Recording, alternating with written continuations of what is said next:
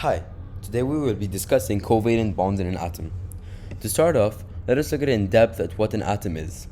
The atom is composed of three particles: the proton, as indicated in green, which is positively charged, the neutron, which has a neutral charge indicated in red, as well as the electron located in the outermost part of the atom, with a negative electrical charge.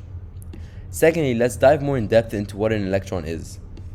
Well, in an atom, say this particular atom here, is composed of different energy levels. For instance, this one has 4 different energy levels: 1, 2, 3, and 4. The electrons located in the outermost energy level are called the valence electrons. However, how do we find out how many energy levels and valence electrons each atom has? Well, there are patterns indicated for us. First, let us take the example of oxygen. In the periodic table, the oxygen is in group number 6, meaning that it has 6 valence electrons, as well as period number 2, signifying that the oxygen only has 2 energy levels in its atom. Now that we know this, let us look at stable atoms. For an atom to become stable, it must have 8 valence electrons, as indicated in this atom for 1, 2, 3, 4, 5, 6, 7, and 8. Now that we have studied the concepts of a stable atom and the patterns indicated, let us look at covalent bonds. What are covalent bonds? Well, covalent bonds are the amount of bonds formed in a non-metal atom. A simple rule for covalent bonds is 1 bond per pair of electron, signifying that in a single bond, only 2 electrons can be shared at max, 1 from each atom. Now let us move on to a simple example, the oxygen molecule and its bonds.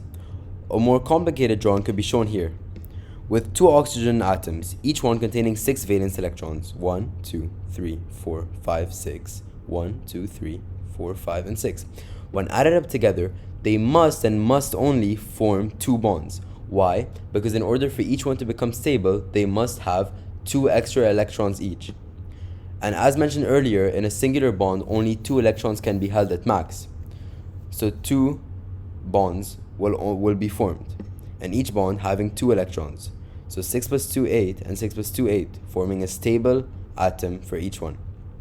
A more simplified drawing could be shown here, the Lewis dot diagram, with the 2 bars indicating 2 different bonds as mentioned below, and the 4 different electrons on each side indicating the 4 electrons that have been shared in between both atoms.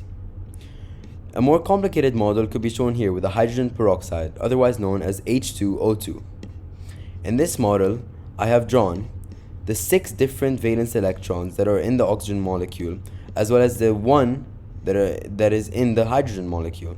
In order for all 4 atoms to become stable, they must form 1 bond between oxygen and oxygen for it to become 7 and 7, and 1 between hydrogen and oxygen, because 7 plus 1 and 7 plus 1 makes 8, as well as 1 plus 1 and 1 plus 1 would obviously make 2, stable and stable.